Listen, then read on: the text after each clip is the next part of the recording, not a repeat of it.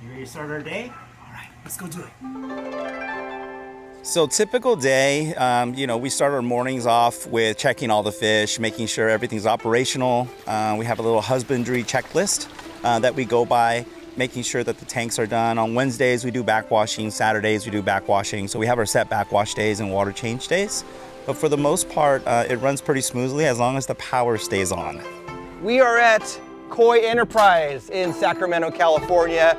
We're gonna get a tour today from Anthony, the owner here of his amazing koi pond and koi facility. This has a very much kind of a Florida fish farm backyard feel. So Anthony, good to meet you. Welcome. Thanks for having us. Absolutely, welcome. Yeah. I was peeking around earlier. Yeah. I saw this pond. I'm like, that is my dream. Let's go check it out. So this is our just shy of 10,000 gallon koi pond. Okay. It's my pride and joy. Believe it or not, when I purchased the property about 18 years ago, this is the first thing I built. I wasn't even living on the property. I believe it. So this is my first pride. These are a lot of the fish that I've had since I was 16 years old. Wow. Yeah. Wow, so you got some real large, old koi there. All different ages, Yeah. from Tosai, from a 1-year-old, all the way up to 16, 18 years old. Wow. How many fish do you have in here? I have no idea. Okay, I was gonna guess like 25, 30 or something like that. Probably more. Okay, Last time we did a kind of a count, we were up in the 60s. Oh, wow. Okay, so a lot. And it looks like it's pretty deep. So it's 10,000 gallons, you said? It's just shy of 10,000. Okay, so it goes down, how deep is it? It goes down almost 6 foot. Okay, so in wintertime here, that's perfectly fine. California, mild winters. So far, so good. So yeah, we don't get the Midwest and back east kind of winter. So yeah, that's amazing. Yeah, eat all the time. We have a little machine that the kids come and they put their little, quarters in. Yep. There used to be an aquarium store downtown Sacramento. They used to have a front koi pond. Right. And I grew up with that. It was 10 cents back then. Right. And when my son grew up, unfortunately that aquarium store is not there anymore. Right. And I was like, I want to bring that same feel back. Yeah. So we have neighborhood kids and all that is come so here and cool. feed the fish. Yeah, I love it. I love it. I would probably come out here every morning with my coffee and just throw out handfuls of fish food and let the koi come up to me. Beautiful. So the spaces here are done purposefully, and we have actual workflow. Just behind me, you'll notice that there's a greenhouse. That is our quarantine greenhouse. We have 10 tanks. All the tanks, we do specific breeders. So I can only bring in and import 10 breeders. I will never bring in 11 or 12 because that means I'd have to share a tank. And should there ever be a problem, at least we can isolate where the issue is coming from. And it's not so much to point the finger, it's more just to have a control and to protect the end consumer. We do this for the end consumer and for the hobby in general. And we want everyone to have a good experience when entering the koi hobby. Normally, I don't allow people in, but because we've already gone through the quarantine process, we use a UC Davis veterinary service for the last 16 years. Wow. And so they do all our viral testing from SVC, KHV, CEV, the whole deal. When I do the quarantining, this is the end of the day of my thing. Okay. I shower before I enter and I shower after I leave. Okay. Wow. Yeah, so I don't touch any of the fish. Right. Or I go straight to the shower. That's the necessary commitment to take care of these fish. We go through so much work. It just makes sense. Sure. We have curtains to kind of divide everything. Okay. So you notice everything has its own heater, its own UV light, its own filter, its own nets, and then everything's labeled number 1. Right. So this is tank 1. All the fish in here, especially that toncho. Yeah. It looks like yours. Yeah. They all come from the same breeder, same source. Right. So we don't mix them. So we have an issue in this tank, we know where to trace it back to. How long do they stay in quarantine? Minimum 30 days. I've had them as long as 90 days. Okay. I'm not afraid to hold my fish to make sure that we have the absolute healthiest fish. Right. The greenhouse heats the water so that we don't use electricity. We're in California, it's expensive. Right. Some of the virals we're dealing with have to be in the permissive water temperatures. That's usually between 76, 78, 81 degrees. We want to keep them there for a period of time. I see, okay. Yeah, because normally when we think of koi fish, we think of cooler water, and the fact that you have them in the greenhouse raises the temperature and helps to get rid of those diseases. Correct. Okay. And so here we have another shipment. This is tank 4. Yeah. This one we use a monitor. So we have everything's ammonia, ammonium, nitrite, nitrate, alkalinity, pH, oxygen, turbidity. So it does about 12 different parameters on that guy. And it's just a self-cleaning probe down here. Right. And it just alerts us. That is really cool. Back here, we actually feed like 8 times a day. Wow. So these guys aren't starved. We're feeding and feeding and And feeding. you feed manually? Or? We feed everything manually. Okay. We used to have auto feeders, which is great, but we still try to keep it personal because I want to evaluate the fish. Right. Yeah, and that's the part, I enjoy that part. Yeah. And then they get used to you feeding, they'll come up and you can see them better. Absolutely. Now you built this greenhouse and all the... I did. Yeah, this was the second thing on the property. And so you dug the holes. So I dug the hole, the filter pit's under here. Okay. So that one's propped up. You can see some of the filters we run. Yep. So we get in there, do all our maintenance. Right. These are these 4 tanks. All these tanks are individual, and I built it so that we could extend the greenhouse forward. Right. So once they finish the 30-day minimum quarantine and UC Davis comes in, they do all our SVC, KHV, and CEV, so virals, we do parasitic, and we do water quality. They give us the okay. We go ahead and we rotate them to the systems next to the greenhouse. Those are 4 tanks on each system, each composing of 1,000 gallons. So it's a 4,000 gallon total on the left and a 4,000 gallon total on the right. That's the first time the fish are actually intermixed with each other. Once they're intermixed and the stock toward the front of the retail tanks becomes low, we rotate from the back forward and we never go the opposite way, meaning there's never fish in the retail tank, they'll go back into the greenhouse. This is kind of how we divide all the different fish according to price and quality. Okay. We have some long wave run tanks that we'll take a look at really quick, and those have some of our larger fish in display. In the retail area, there's smaller ponds. They're actually rectangular recirculating tanks, and they each are priced individually. We price our koi based off quality. So a lot of times when you go into an aquarium store or even a water garden store and you're buying koi, there'll be a price for small koi, medium koi, and possibly even larger koi. Here, you'll find that in our $50 bin, for example, we will keep different size koi, but all of the same quality caliber.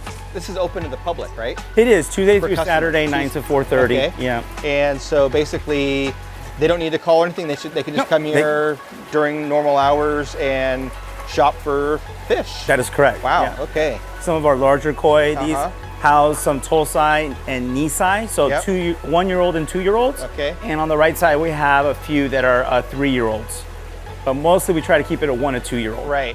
And just for the size of ponds locally in Sacramento. And that way they have time to be in that smaller pond and grow for a few years. Correct. A lot of times people don't know the names, and that's okay. I mean, I didn't know all the names when I started. Yeah. So interesting enough, I like to keep this posted up here so that people are like, oh, I really want a red and black. And I'm like, oh, Hiyotsuri. Yeah. And so little by little, the customers are getting accustomed to it. When it comes to koi specifically, I believe that it holds a story to everyone differently. My journey and my story started with my family. My aunt got me my first aquarium, and it just grew from there. It was actually cichlids and Oscars, believe it or not. And then I transitioned into koi, and later to find out that koi do not grow to the size of their environment. They outgrow it, so hence the reason I upgraded from a tank over to an outdoor pond. And he said, Mom, we built a pond. I said, what do you mean you built a pond? They were full of dirt. So I went to my backyard, and here is a hole in the ground with plastic bags and pieces of brick around. And I said, is that a koi pond? And he said, yes. And I said, what's a koi? And he said, Mom, it's a fish.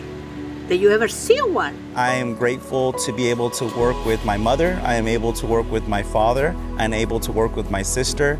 And I'm able to work with my son pretty much every day. And it's just a wonderful, great journey. So the morning that I wake up and I have all the people that I love around me is a great day. Mom, I just want to tell you something, that you're the most wonderful, beautiful person in the whole wide world. And every time you say that I'm wrong, you're right. You're absolutely right. And I just want to tell you that I love you from the bottom of my heart. Do you need anything from me today? No, just give me a hug. Shut up. So what do you normally recommend for like someone just getting into koi and not wanting to spend hundreds of dollars on something, maybe like an entry level $35, $50 fish?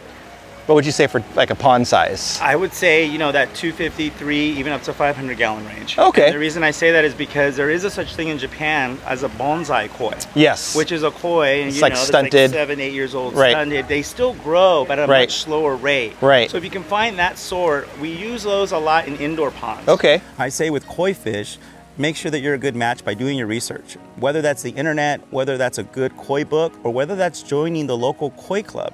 There's koi clubs all over the United States and all parts of the world. So I encourage you, do a quick Google search, see if you find a koi club. Remember, they probably made the mistake, so learn from their mistakes before you make costly ones of your own. Some of the circular tanks that we stock, we've been using these a lot for the live show that we host on Thursdays. So some of them will have a sign that says live show, and that's for us to remind us, you know, what fish are what. We have to label them and separate them. Yeah, that's really cool.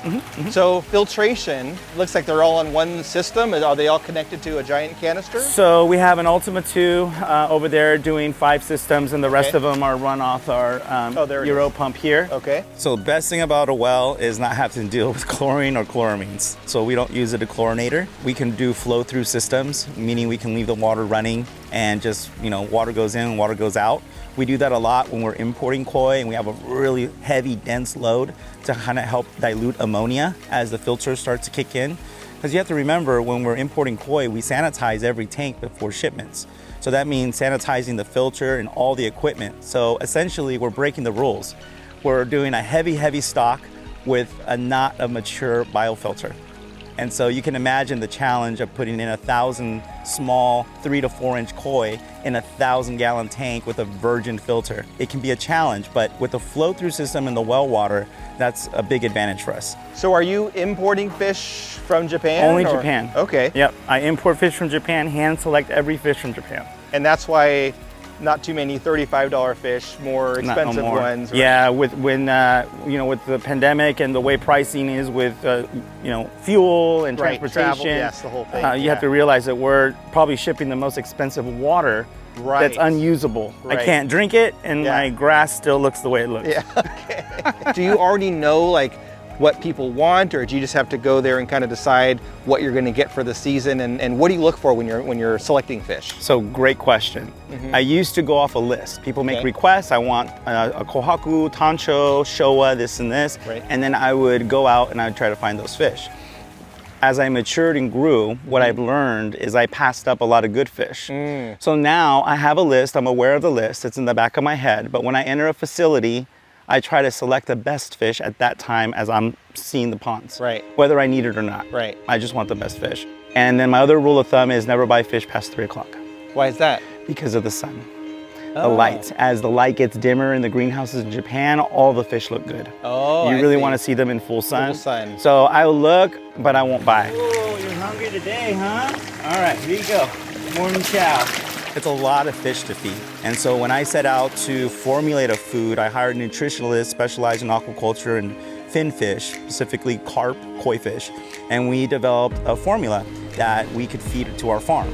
We did it in bulk. Our customers always ask us, what do you feed? The fish look really good, they're healthy. And I tell them it's Beni, B-E-N-I, Beni koi food. We have 2 kinds. We have Beni Color Kichi, which is a color enhancement food with spirulina. We also have one called Beni Dynamic. Think of that as a multivitamin for your fish. Beni koi food is actually available in East Coast and West Coast through retailers. If you just do a simple Google search for Beni koi food, a bunch of them will pop up. So I'm checking the Medaka. We have tricolors here. I have Mayuki blues here.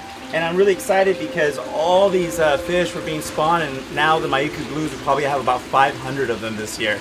So super excited. I'm checking on the babies, and they're still laying eggs, so I'm ecstatic. What got you into this hobby and made you want to basically turn it into a business? So I was that young boy that just fell in love with water, and then I found fish. Okay. You know, started volunteering at a koi farm here in Sacramento. Was there for 7 years, and the gentleman said, if you're really serious, you got to go to Japan and train. So I packed my bags and I moved to Japan for 2 years. Wow, so you speak Japanese and everything now, okay. And I had a vast amount of colleagues and mentors from the University of Davis to the University of Georgia. From the health aspect of it, I thought I was going to be an archaeologist. I was going to be a veterinarian. And then I'm like, but koi kept on calling me, and this koi dealer and ornamentals. And it was just all the aspects of it. Yeah, that's amazing. Now tell us a little bit about the Livestream Koi Sales, because This is interesting. This is on Facebook? So actually we're on Facebook, Instagram, TikTok, and we're also on our live web and our custom app. Okay, so you're everywhere pretty much. Pretty much. And when do those happen? Every Thursday at 6 p.m. Pacific Standard Time. All right. Well, thank you very much, Anthony, for showing us around. Absolutely. Really love this facility. As you even have chickens here. I can hear the rooster in the background. So where can people find you if they want to shop at Koi Enterprise or online? What's the best way? Absolutely. So you can go online and we're at koienterprise.com. Okay. We're open Tuesday through Saturday. And if you want to come by, we're located in West Sacramento, 3535 Partridge Avenue. Awesome, awesome. So it was a great tour. Love seeing the greenhouse and all the ponds in the back. So thanks very much for having us. Absolutely. It was great. Yeah, you thank too. you. It's a pleasure. We're doing every Thursday at 6 p.m. Pacific. Ready? Again. Retake. Pacific. All right. We're on the Pacific coast. 3, 2, 1. When do those happen? Every Thursday at 6 p.m. Pacific Standard Time. All right. Awesome. You can I'll see what I can do there. マナチ自然の楽しむ